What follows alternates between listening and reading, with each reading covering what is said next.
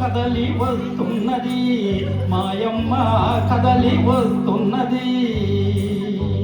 ఏడేడు సంద్రాల్లో మాయమ్మ తానమాడడానికి, మాయమ్మ తానమాడడానికి. అమ్మోలే మాయమ్మ మాయమ్మ చింతల పోలమ్మ, మాయమ్మ చింతల పోలమ్మ.